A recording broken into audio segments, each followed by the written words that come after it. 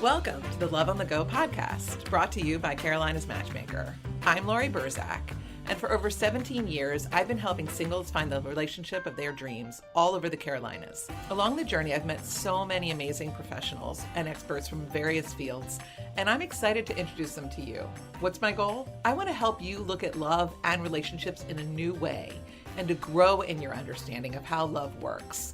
Let's learn together how people have overcome personal obstacles and have found love, first and foremost with themselves.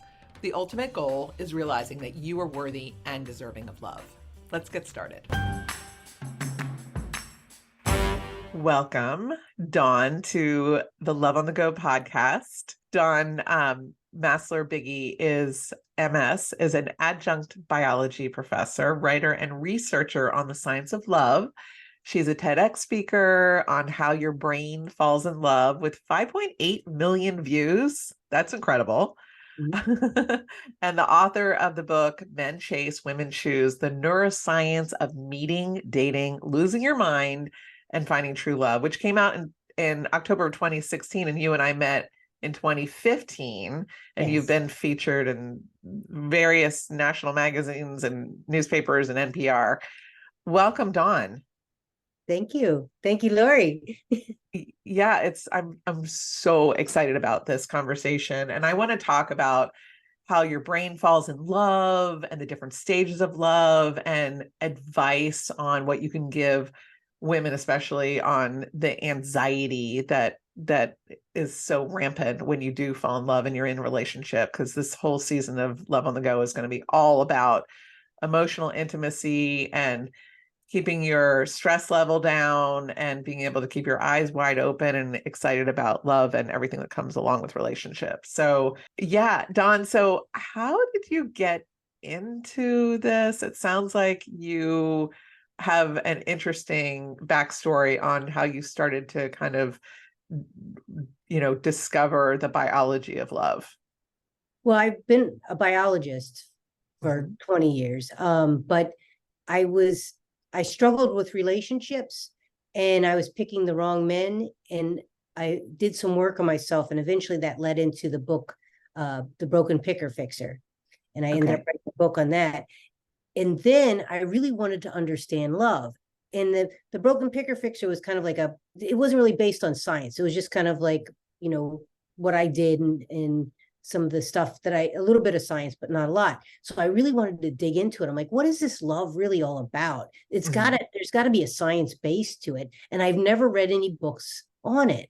They're mostly about people's experiences. Yes. And, there's a lot of comedians that write books. I'm like, why are they writing books on love? I don't get it. But right. Like Steve Harvey and, he's not into you. Those are all like comedians. I'm like, all right, there's gotta be some more science. So I started digging, and I spent 5 years researching the science of love, going through, I worked at a university, so I had access to limitless journals and, the neuroscience magazines. And I just started digging into it and was like, wait a minute.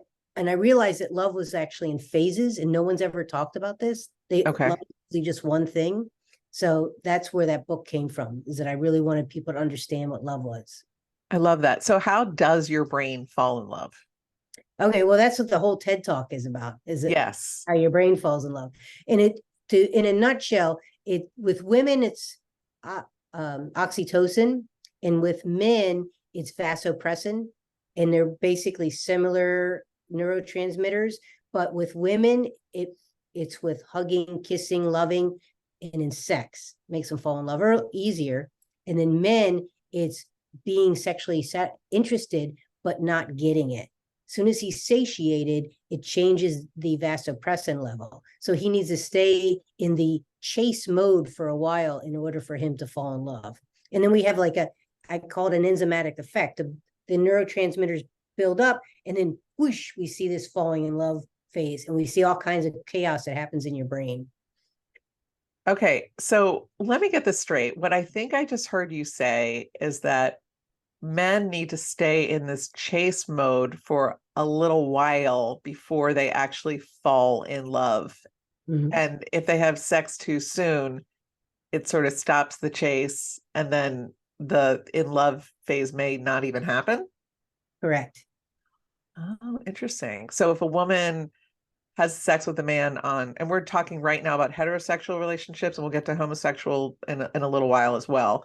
So if a woman has sex with a man on their first date or third date or within the first, I don't know, 2-3 weeks, does that mean there's a lower likelihood of a man falling in love with her? It could be. So there's also effect with if he thinks she's in his league.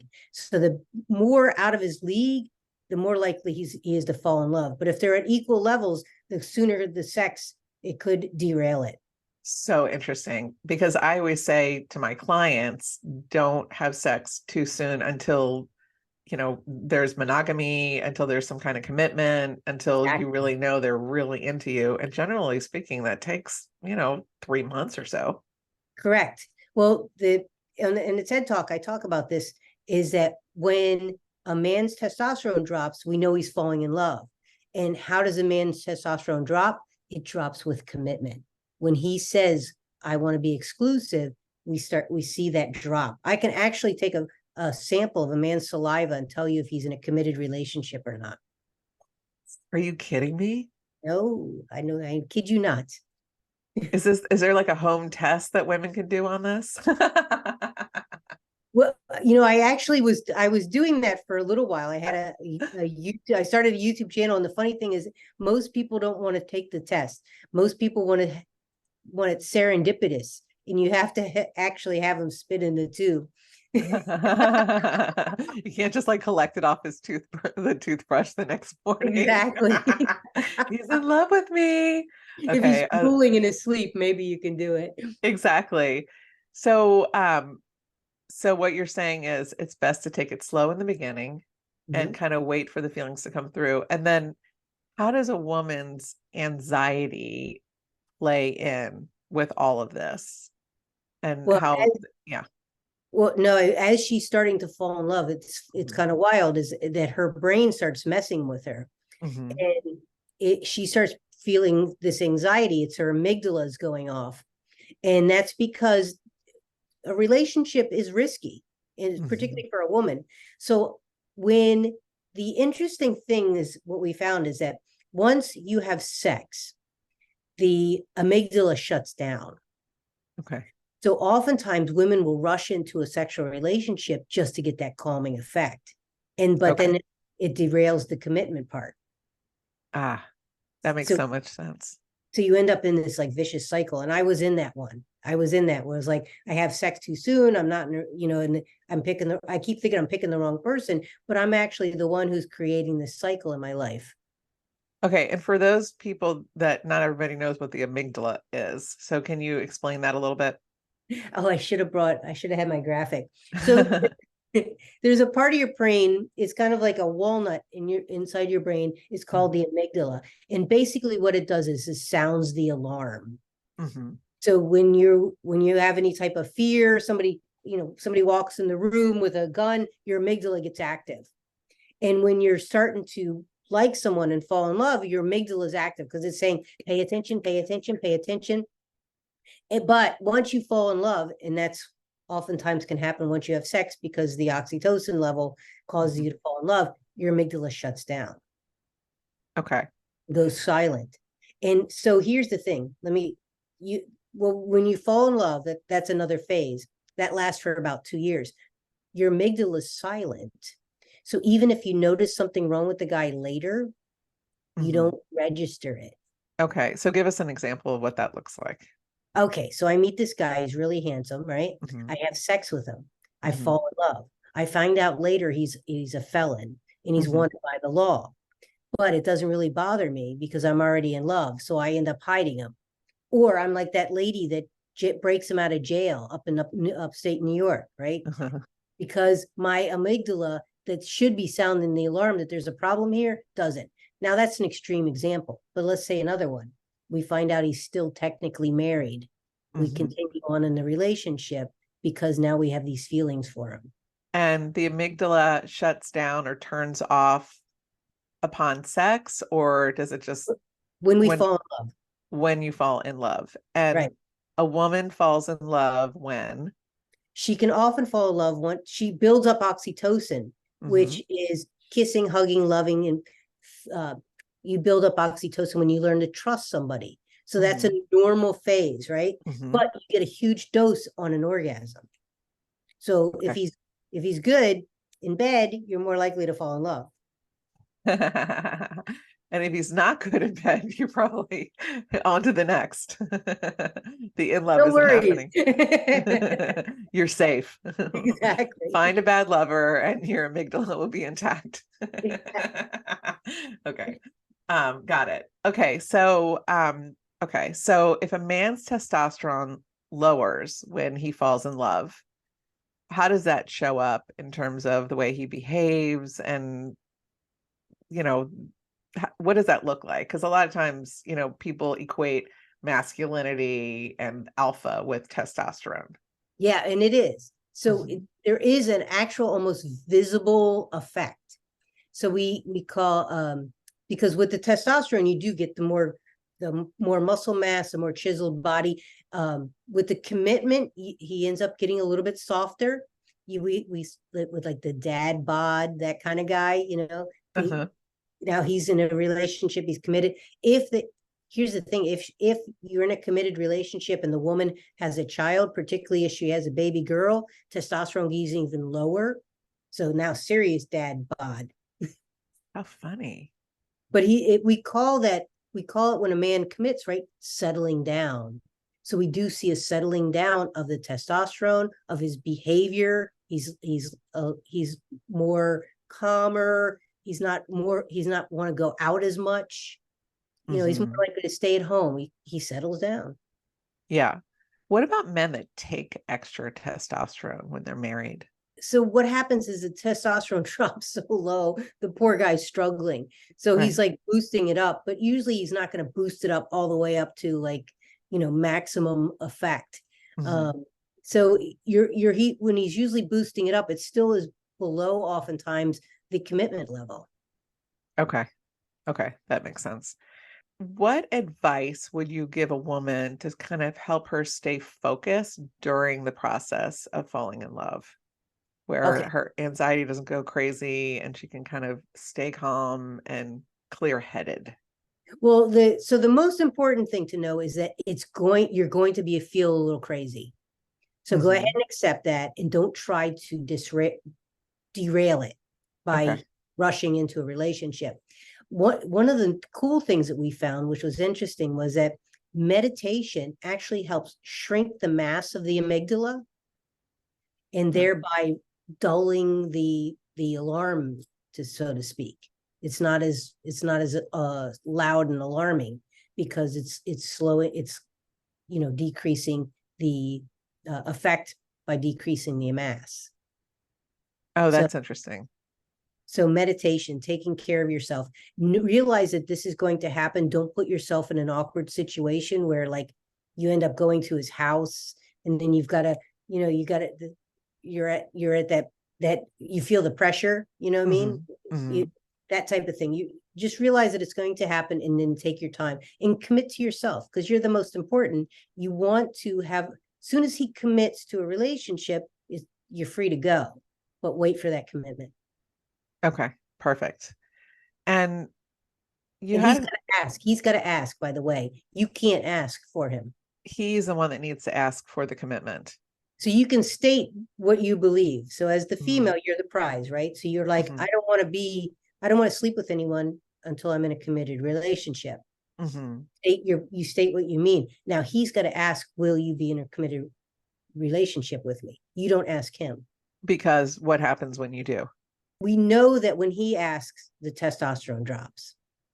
Okay. But we're not sure if it actually does the same thing if you ask.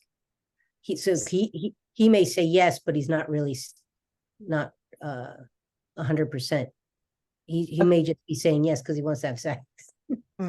Okay, that makes sense. Understood. So let's take a scenario. I have a client who went on 8 dates with a guy that she met online. And we had big conversations ahead about not having sex before monogamy, and she was completely in and agrees. So they kept going on these dates. She never had the exclusivity conversation with him until recently. And when she did, she was kind of like, let's just talk about this. Are we dating other people? Like, she wanted to kind of get down to it a little bit because, she didn't want to put all her eggs in one basket, but it was kind of blocking her still from wanting to date other people because she was so excited about him. Mhm. So having the conversation, not about necessarily being boyfriend, girlfriend, but being able to say, can we give this a shot? Is that okay to do? Or are you saying that the woman should never bring it up? She just has to just hold on to her emotions, not ever talk about how she's feeling about the relationship until he brings it up. So there's the challenge. I did coaching for a long time. And Mhm. one of the things I found is that once a woman likes somebody, Right. she stops dating everybody else Mhm. prematurely. And Yes. my thing is keep dating other people. You got to Yes. keep dating other people. Yep. And when she does that, it puts undue pressure on the relationship. Mhm. So when the guy can actually feel that, Mhm. Mhm.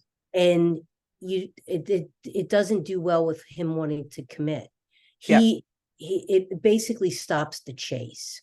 Yep. So I call that the possum effect. So if you can imagine a wolf running after a possum, right? And the Uh-huh. possum like sees the wolf, starts running away, and then stops and plays dead. Mhm. What does the wolf do? He walks up to the possum, sniffs, and walks away. Why doesn't Mhm. he eat the possum?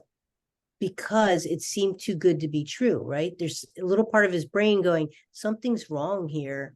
I'm going to back out. Mm. So when a woman does that, she's basically going possum, like, take me, I'm here. And there's a little part of his brain, and this is all primitive. This is not conscious. This is just instinctual parts of our primitive brain that are going Right. off. And he stops and he's like, wait a minute. If she's a prize, this shouldn't be that, it shouldn't be this way. And he'll start backing off. Doesn't it kind of feel a little bit like a game? Well, I know I don't like that part of it. I'm just Mhm. trying to tell you the science. Okay. So basically what you would suggest is don't have the conversation at all and just hold out and wait for the guy to bring it up. No, you can have the conversation, but you state what you want, Right. Okay. because you're the prize, right? You're Exactly. you're the one who's to be won over. I Yes. would like to be in a relationship. I would like to be married. I would like to be in a committed relationship prior to marriage. Yep. Marriage is my long-term goal. Right. That's why I'm here. Yeah. Yeah. If you're not interested in it, that's fine. I'd like to know now. Yeah. Yeah. Because I'm going to go down the street. Yeah. Well, that's okay. Good. That's exactly what we talked about. That's what she did. And he said, yes, I want to be exclusive with you and I'm not interested in dating anyone else. Yes. I mean, And and that's the way to kind of have it. yep. The question, then, rather than to try Mhm. to, like, sometimes you get women to try to manipulate it, and it's like, or they have that sense of desperation, like, what are we doing here? And Right. the guy's like, I was just having a good time. Right. Or how do you feel about me? You don't want Exactly. to do that. Where do you see us in 5 years? And now we're on an interview. Exactly. Okay, good. You talk about in the book, the actions that you take at the beginning of the relationship can either cause the other person to leave or fall in love with you. Aside from sex too soon, is there anything else that you can be doing to create that love? Well, any type of, actually, dishonesty, manipulation, all those things come into play, Mhm. because again, we're thinking on a subconscious level. So instinctually, what's happening in the beginning of dating, your dating is all on a subconscious level. And Mhm. what you're attracted with your senses, like your smell comes into play. So a woman is trying to she's building up oxytocin through honesty, through trusting. So if you do something that's not completely honest and she senses it, that can derail the whole thing. It's going to Mhm. make it really difficult. And the same with a woman, but a woman a lot of times with a sense of desperation will make the guy kind of back off, because again, she's the prize. So why would she be making it so what's wrong here? There should be thousands of guys wanting her. Yes. So are you in the camp of not making it so easy for a guy to make plans with a woman? Like if you don't ask me by Wednesday night for the weekend, you're out of luck, like kind of, and I know that's a little bit of a game too, but are you kind of in that mindset? Well, I don't necessarily like the rules as much. And I read the book. And actually, I talked to Ellen, but I don't necessarily like the rules so much, just because it's not really like your true authentic self. I agree that you need to understand the science. So I'll give you an example. I got a phone call from this guy that I was dating, and he called. It was on a Wednesday or something, and he said, let's meet. And I'm thinking for Friday. I'm like, okay, that's fine, we can meet on Friday. And he goes, what are you doing tonight? I'm like, tonight?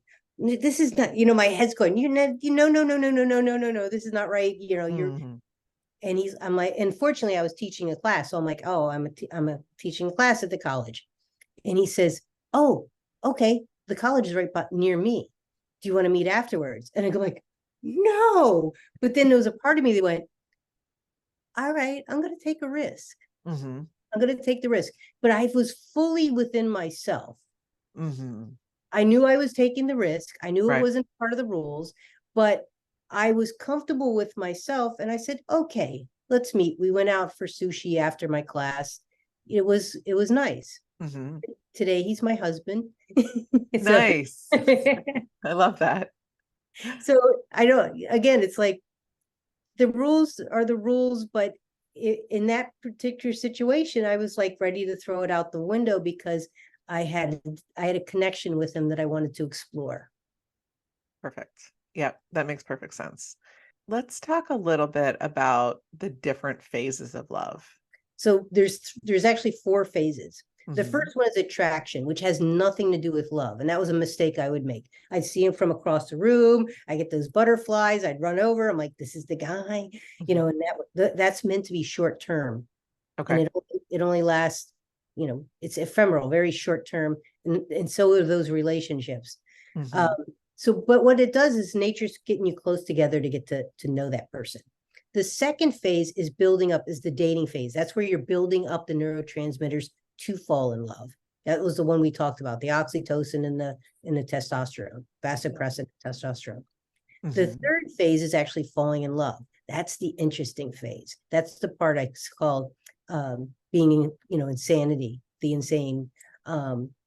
And we see all kinds of crazy things going on in your brain. Neurotransmitters are going down, or some are going up. Parts of your brain are shutting down. Your prefrontal cortex, the thinking part of your brain, goes offline. So you don't want to fall in love in the middle of, finals. And then that lasts for about 2 years. And then after 2 years, we make a choice. We make a choice to start to be loving. And we see it totally different in the brain. It comes out of the primitive part of the brain, and then it goes to the prefrontal cortex, the thinking part of the brain. So it's really about choices. It shares neurotransmitters with brotherly love, morals, ethics, kindness. All those are up there. And we also see some activity in the back of the brain where it's your opioid receptors. So it's a more nurturing, calming love than the one we see when you fall in love. We see the cocaine receptors going off. So it's like crazy kind of love. So it's totally different. And so when people say love, I'm in love, it's like, well, what part of love are you in? Yeah, exactly. And is it possible to be in love with 2 people at the same time? Well, yes. I mean, you can be in long-term love. That's the last phase. In long-term love, you can be in love with lots of people because you're making a decision to be loving. So you can love your brother, your mother, your kids, your husband. You can love everybody. But to fall in love, it's one person. Let's talk a little bit about homosexual relationships. Okay. How does that differ from what we've talked about before? Okay, so that's a little bit interesting. So we know when a heterosexual male falls in love, we see a drop in the testosterone. When testosterone drops, oxytocin actually raises or has the ability to help him bond. And the funny thing is that he becomes actually kind of protective, like the oxytocin becomes protective. So if he gets near a pretty woman, he'll actually back off. Subconsciously, he'll back off from a prettier woman because he's protecting his relationship. Okay. The interesting thing is we don't see that same drop in homosexual men. Okay. So we don't see that type of commitment. So what is that? Does it make it any difference? We don't know because there hasn't been enough research really on those relationships. We know that for a female, now that she's taken the risk and fallen in love, she's more likely to get pregnant. So she's going to need a male to be around her for a while to help take care of her. And of course, falling in love is for 2 years. So that would be pregnancy and 1 year of life for the child. So Mother Nature's got this. I mean, she's good, right? So once after the first year of birth, the child's more likely to live. So, then they fall out of the falling in love part goes into long-term love, hopefully. Nature's doing that for a reason, but we don't really understand the heterosexual or the homosexual aspects of it because it's a little bit different biologically. Okay. So that's for men and for women? So for women, we don't have the same type of biological effects. So I wonder, I haven't seen much research. So the problem is, in order for you to do research, you have to have a large group of people. So we can usually find a large group of people, heterosexuals that fell in love, and we can measure their brain activity. But it's harder to find a large group of homosexual women or men that have fallen in love at the exact same time that we can measure their brain activity because they're a much smaller subset of the population. But they are starting to do some more research on it. I just don't know it yet, or I don't have details of it yet. Okay. Well, that'll be interesting to hear about in the future for sure. Okay. This has been so interesting. Is there anything that I haven't asked you that you think would be interesting for people to hear? Well, one of the things that is kind of wild where people really want to be careful about falling in love and sleeping with people too quickly, is that when you fall in love, and like I said, if the oxytocin rises up, a woman can fall in love. When she does that, her serotonin level, which is the hormone of happiness, you would think would go up, it actually drops.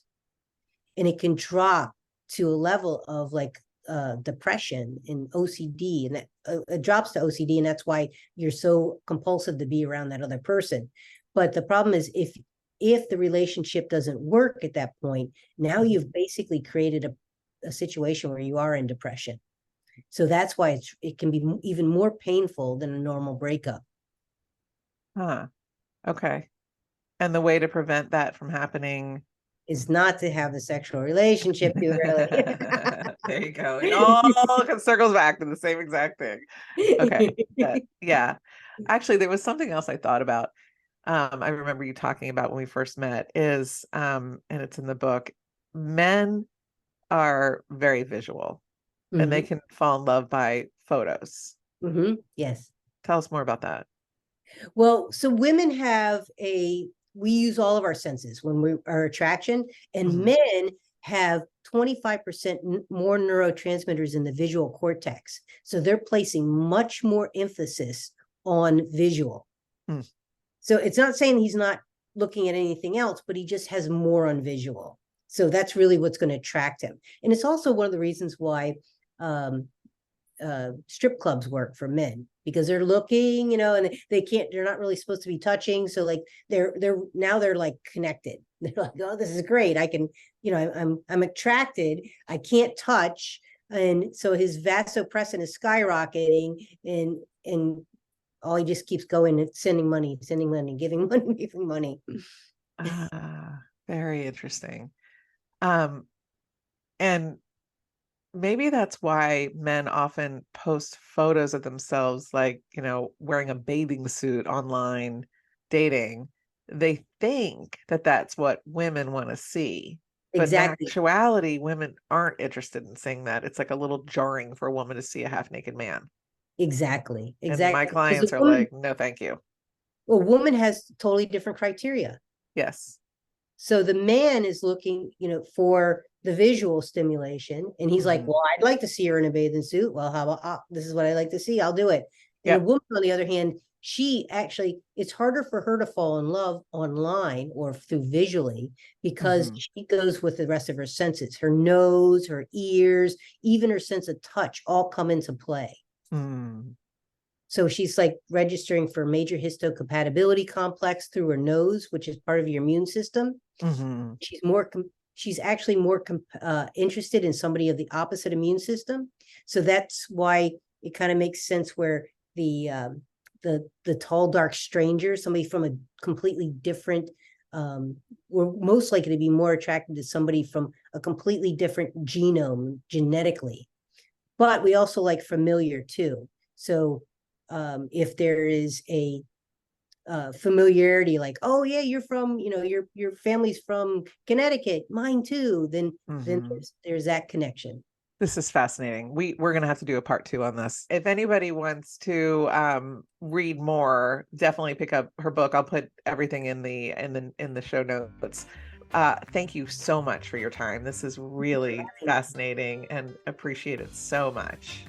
This is wonderful. Thank you, Lori. Thanks for listening to Love on the Go. I hope you join us on our next episode. You can make sure to know when it is by following us wherever you listen to podcasts. Also, if you enjoyed it, it'd be great if you left us a review. I'd appreciate it. In the meantime, to learn more about me and how my team can help you, visit carolinasmatchmaker.com. Until next time.